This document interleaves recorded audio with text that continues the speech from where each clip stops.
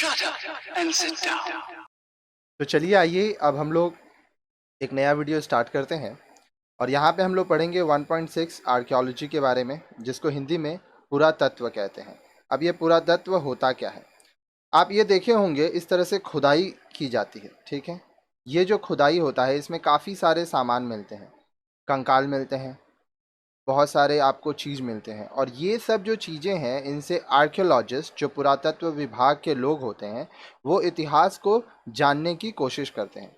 अगर आप मूवीज़ देखते हैं तो बहुत सारा आप मूवीज़ में देखे होंगे कि खुदाई में बहुत सारे सामान मिले और उस सामान के आधार पर ये देखा गया कि इतिहास में क्या हुआ होगा, ठीक है। तो आइए हम लोग पढ़ते हैं इसको। The material remains of the past can be studied with the help of archaeology. अब भौतिक काल में, पास्ट में लोग थे तो वो बहुत सारे चीज़ों का इस्तेमाल किए होंगे। अब देखो, लोग मर गए लेकिन चीज नहीं मरता है, वस्तु कभी नहीं मरता है, इंसान मरता है। तो वो जो वस्तु है वो आर्कियोलॉजी खुदाई करके पुरातत्व विभाग उसको खोजते हैं, उनको पढ़ते हैं और उससे पता चलता है कि इतिहास कैसा था, उस समय के लोग क्या करते थे। Archaeology is a science that enables us to systematically dig the successive layers of old mounds and to form an idea of the material life of the people of the past on the basis of remains found there. अब देखिए, archaeology में क्या होता है, ये एक ऐसा विज्ञान है जिससे हम लोग को पता चलता है कि जो लोग पहले रहा करते थे वो किस तरह का चीज इस्तेमाल करते थे। रिमेन्स फाउंड देयर, उनसे पता चलता था हम लोग को, ठीक है। तो जो उनके पुराने सामान थे ये कैसे होता था, हम लोग खोदते हैं, ज़मीन खोदते थे, वहाँ से हम लोग को चीज़ें मिलती थी, लोगों का मटेरियल मिलता था, क्या क्या चीज़ें वो अपनी ज़िंदगी में इस्तेमाल करते थे। उससे हम लोग को ये आइडिया होता था कि हाँ, लोग इस चीज़ का इस्तेमाल करते थे, वो इस तरह से रहते थे। Archaeology is very important to study prehistory, that is the period before the invention of writing. अब हम आपको आगे के वीडियोस में बता चुके हैं कि जो राइटिंग है, लिखना, ये एकदम स्टार्टिंग से नहीं हुआ था। तो लिखने से पहले का जो इतिहास है, प्री हिस्ट्री जो है, उसको हम लोग पुरातत्व के ज़रिए समझ सकते हैं। History is basically based on written material. देखिए, अब इतिहास क्या चीज़ पे निर्भर करता है, लिखित चीज़ों के ऊपर। जो चीज़ लिखा है उसी को इतिहास माना जाता है, उसी से इतिहास बनता है। Although writing was known in India by 2500 BC in the Indus culture, its script has not so far been deciphered. अब भारत का जो कल्चर था, इंडस कल्चर जो था, सिंधु घाटी की जो सभ्यता थी, उसमें 2500 BC मतलब 2500 ईसा पूर्व, 2500 बिफोर क्राइस्ट, उसी समय लोगों को लिखना आता था, ठीक है। Writing was known in India, Bharat में। लेकिन जो लोग ये स्क्रिप्ट को अभी तक पढ़ नहीं पाए, क्योंकि उस समय जिस तरह से लिखा जाता था लोगों को वो पता नहीं है, तो वो भी अभी कोशिश कर रहे हैं कि उनको कैसे पढ़ना है, ठीक है। Thus, though the Harappans knew how to write, but the historians have not been able to read it. अब देखिए, हरप्पन्स लिखना तो जानते थे लेकिन अभी जो इतिहासकार है वो not been able to read, ठीक है, वो अभी उसको पढ़ नहीं पा रहे हैं। Their culture is placed in the period called proto historic phase.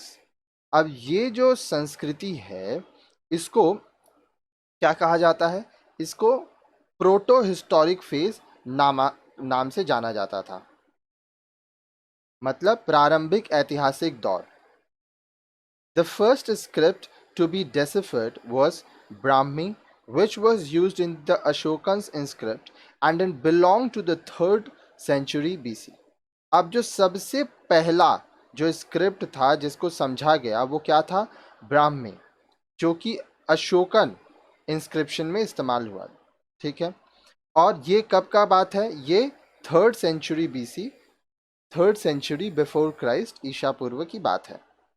आगे देखिए, आगे बोल रहा है excavations have brought to light the tools of early humans in India going back as 7 lakhs years ago. अब देखो, खुदाई की जाती है क्योंकि पुरातत्व विभाग क्या चीज का इस्तेमाल करता है? खुदाई से जो सामान मिलता है। एक्सकेवेशंस का मतलब खुदाई होता था। तो खुदाई से क्या मिलता था? जो पहले के लोग थे भारत में, वो क्या सामान यूज करते थे, और 7 लाख वर्षों पुराने चीजें भी मिलती हैं। The excavated sites belong to the Harappan period, show the layout of the settlements and the form of the houses in which people lived and the type of pottery, tools and implements they used and the kind of cereals they consumed. अब देखिए, जब हम लोग Harappan civilisation, Harappa के समय की बात जब कर रहे हैं, तो उस समय खुदाई से जो सामान मिला, उससे हम लोग को समझ में आता था कि वहाँ के जो लोग थे वो किस तरह के घर में रहते थे, वो किस तरह के बर्तन का इस्तेमाल करते थे, वो किस तरह के औजार का इस्तेमाल करते थे, वो किस क्या खाते थे, किस तरह से रहते थे। ये सब हम लोग को खुदाई से पता चला। In South India, some people were buried along with their tools, weapons, pottery, and other belongings under big and heavy stones.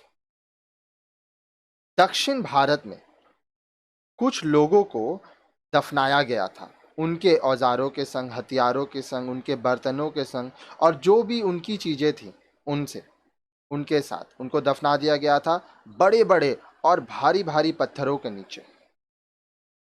These graves are known as megaliths. अब ये जो कब्र है, ग्रेव्स का मतलब क्या होता है? कब्र। इनको मेगालिथ्स कहा जाता है।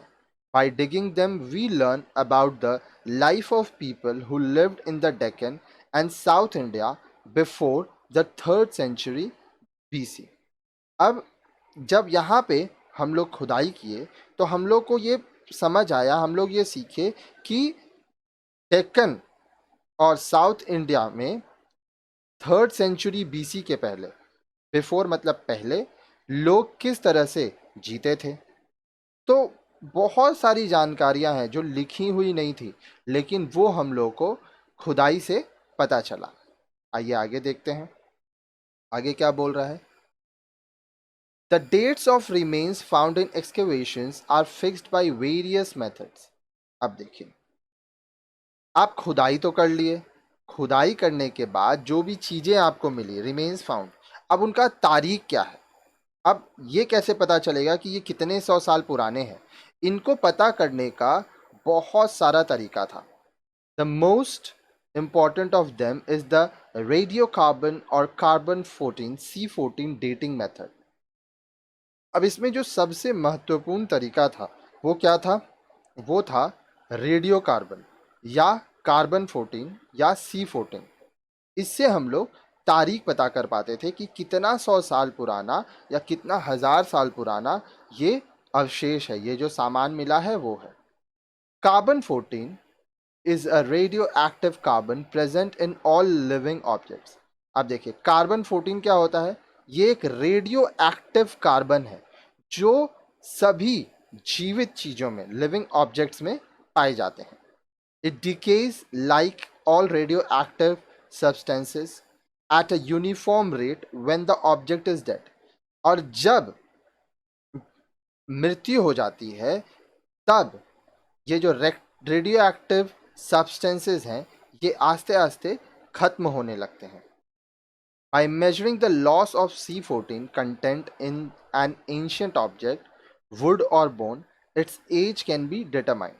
अब हम ये चीज़ देखते हैं कि जो हम लोग को हड्डियाँ मिली, जो लकड़ियाँ मिली, उनमें C14 कितना कम हुआ, उससे हम लोग को समझ में आएगा कि इसका उम्र कितना है। कहने का मतलब ये हड्डी जो मिला ये कितना 100 साल या कितना 1000 साल पुराना है।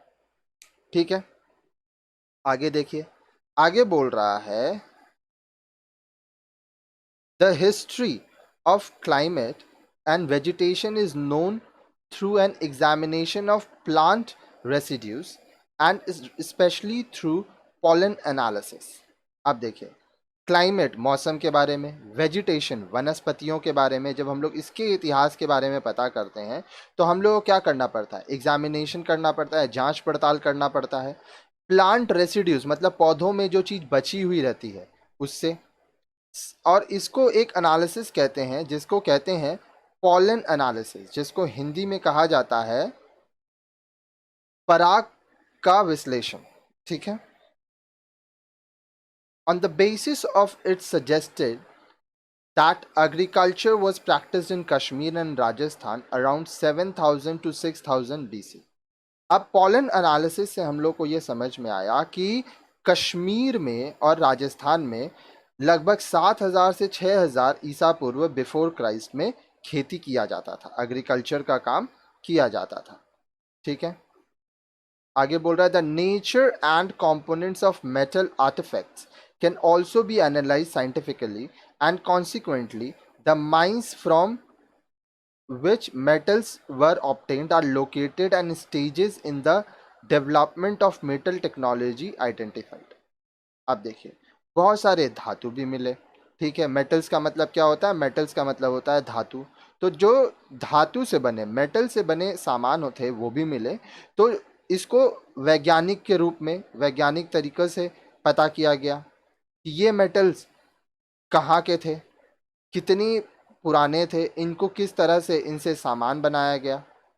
The geological studies provide an idea of the history of soil, rocks etcetera where prehistoric man lived. अब जब हम लोग जियोलॉजी के बारे में बात करते हैं तो भूविज्ञान, ठीक है, तो वहां पर ये देखा गया कि जो जमीन है, जो मिट्टी है, ठीक है, जो पत्थर है, रॉक्स हैं, वो किस तरह से थे और पुराने ज़माने के लोग कैसे रहा करते थे। Human history can not be understood without an idea of the continuing interactions between soil, plants and animals on one hand and humans on the other.